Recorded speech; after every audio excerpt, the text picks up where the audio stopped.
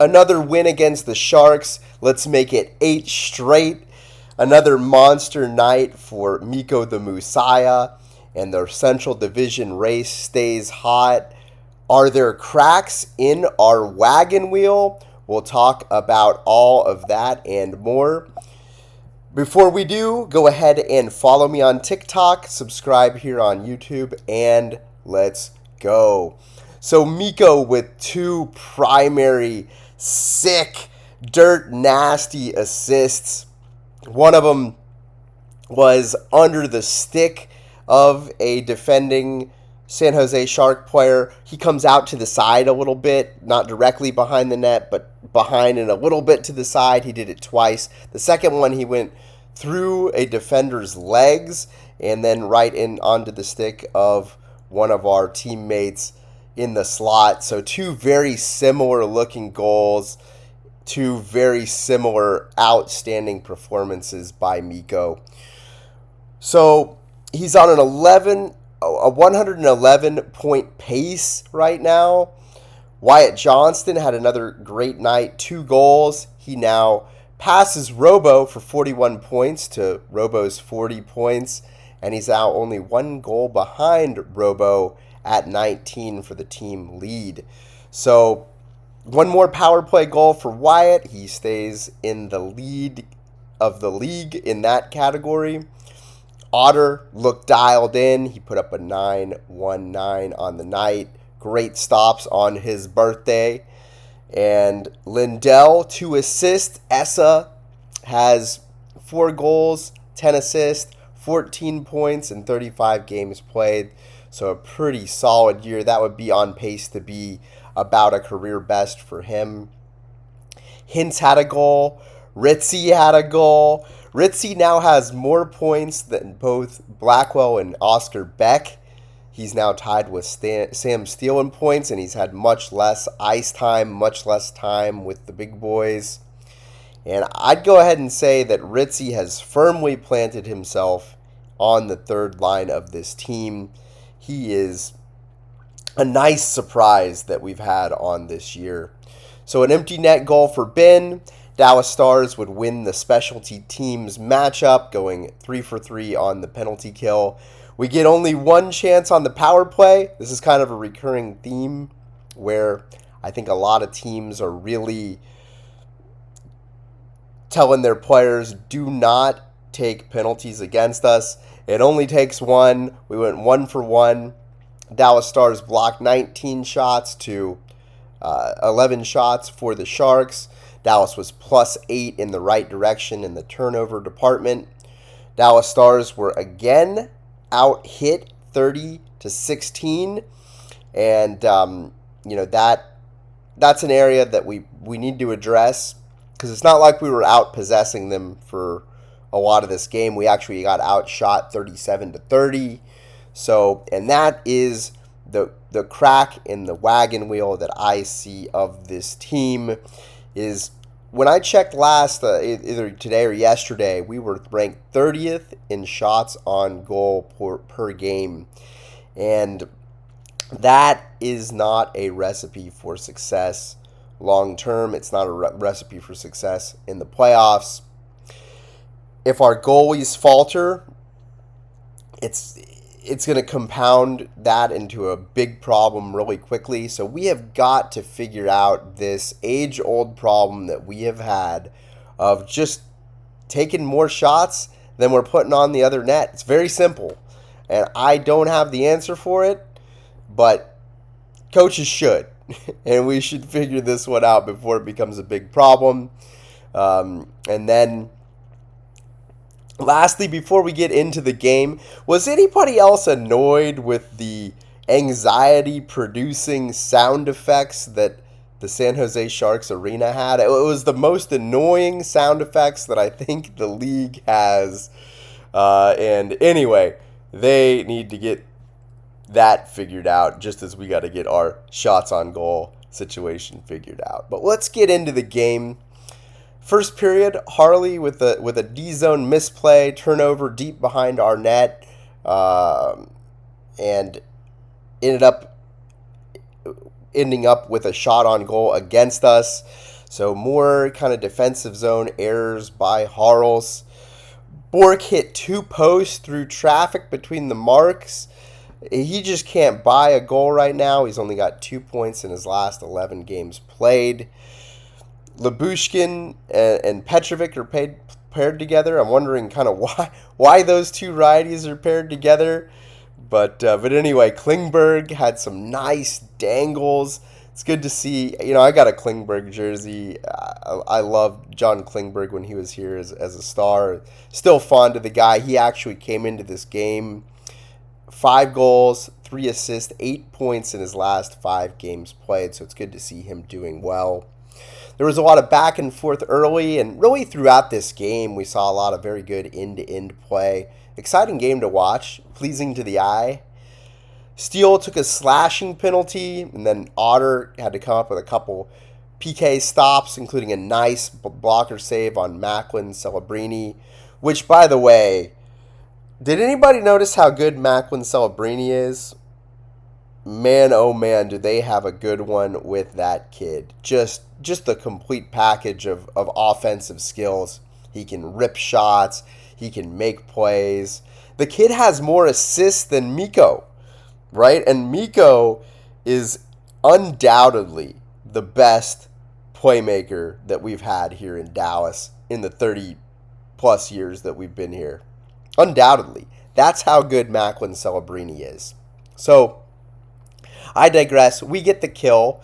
We would get all the kills on the game. And then we would end up getting a goal. Mikko hustles to the puck on the back check in our end. Gets to the puck. And then gets the defensive zone exit. Uses this backhand to forehand deke on the Shark to take the interior of the neutral zone. And then a couple passes later, Mikko gets the puck in his office behind the net in a little caddy corner and ends up making a pass beautifully between the legs of the Sharks player who was oncoming to Hintz on the doorstep for the bang-in one-timer past the jutting leg of Nedeljkovic. So then after that, the San Jose Sharks would have a goal called back that was played with a high stick. A long deliberation on that one, but we came out of that one on top of things. I thought it was the right call. Dallas gets a goal to make it 2-0 then. So Mikko and Duchesne in a dual effort win a puck battle in the corner. Lindell to Heiskanen at the points, who makes a hard, accurate pass low to Wyatt in the left circle, who does this kind of basketball move where he turns his butt to the player and then did this little fake out move, gets around the guy, and then gets into the slot and roofs it high, far side corner pocket above the glove of Ned, and it's 2-0. So Ritzy being annoying at the end of the period with Ferraro near the benches, and he's kind of turning into a sort of a mini pest of sorts. He's making a lot of players really upset out there, and I love players who make other players upset. The more I watch Ritzkovian, the more I like this kid. So in the second period, Otter with a nice lateral lunging stop on Macklin Celebrini. Otter really frustrated Macklin a number of times in this game.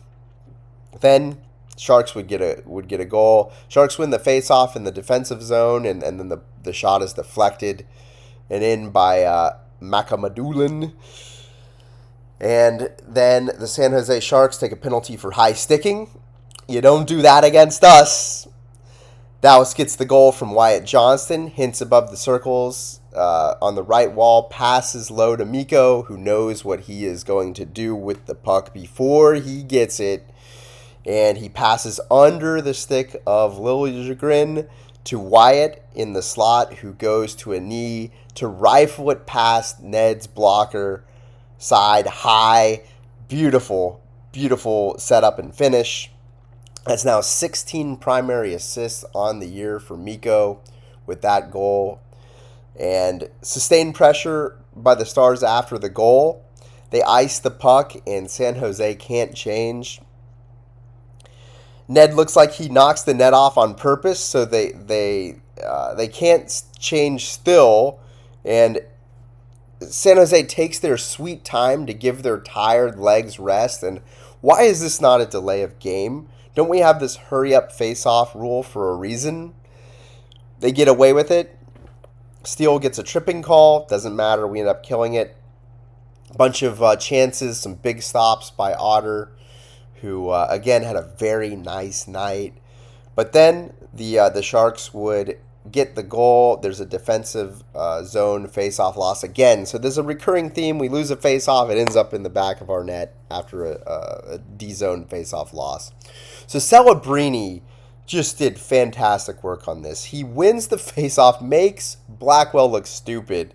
Basically dekes through the legs of Blackwell off of the draw, right? And then makes a nasty pass to an uncovered Graf who beats Otter on the second whack at it, with Lyubushkin missing coverage and Harley unable to corral Macklin's pass, or corral him leading up to this. So kind of a defensive blunder on our end. Lyubushkin got out of position. He was hemmed in front of Blackwell and could not get to his guy even if he wanted to. And for whatever reason, Lyubushkin had lined up on the wing, on the right wing to start the play. It was just a weird deal. Some miscommunication and some difficulty dealing with the craftiness that is Macklin Celebrini. So the Stars are outshot right now 26-17 late in the second, but it wouldn't matter as Ritzkovian would get the goal here. Ned misplays the puck behind the net. Razor called it moronic. He was trying to pass it to the up the middle, which you shouldn't do as a goalie. It's a Christmas gift to Ritzkovian. Wenberg actually tried to head off the pass and got a piece of it, but not enough. And Ritzkovian would make the most of the opportunity and beat Ned to the punch, trying to get back into his net. And 4-2, brutal blow to take if you're the Sharks. We go to the third period. The Sharks get a goal to, again, make it a close game. Chernyshov, who, by the way, this should be our player. Instead, we picked Emil Hemming. I knew this guy was going to be good. He's awesome. He is going to be a thorn in my side for years to come, and yours too.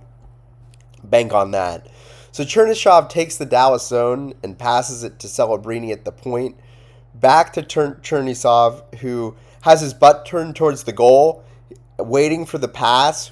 He passes it to Graf, charging to the net, and who goes 5-hole. So beautiful setup by Chernyshov. Nice finish by Graf. And then on that play, there was also a no call on a hook that took Miro down in the offensive end. And he was kind of licking his wounds and feeling sorry for himself, it looked like, instead of hustling to get back into the play. I'm honestly not sure if it would have mattered because he was so far behind by the time he got up. But anyway, good back and forth hockey to follow. And then, this last goal really had seemed to wake up the Stars. Mikko Rantanen would take a slashing call, and he is mad, yelling, slapping his stick against the wall, all the stuff you like to see out of a competitive player. And Blackwell on the PK repeatedly uses his hand. He lost his stick, and he used his hand to push the puck out of the net. Great effort by him. And then a shot block and tap out of the zone by Oscar Beck, and that would pretty much do it for their power play. A huge kill. 4 minutes left. Otter with a save on Klinger from distance, and then he jammed he had a jamming pad stop on the rebound in front of the net after that. More pressure by the Sharks with 3 minutes left. 2 minutes left with the goalie pulled. Otter stops Eklund on a backhand to his midsection. And then Otter would stop a blast of a one-timer from Celebrini, and Ben would mop up the rest of it, shooting it from his own zone into the empty net. And that would be the game. So Minnesota would win on the night. They have won 6 in a row. We cannot seem to shake these guys, but we stay 4 points ahead with a win of our own. And we're off to Anaheim tomorrow for the true test and redemption game for the one that we lost to them earlier. I look forward to bringing y'all all of that. I appreciate all y'all foilists for watching and staying with me. And you guys have a good night.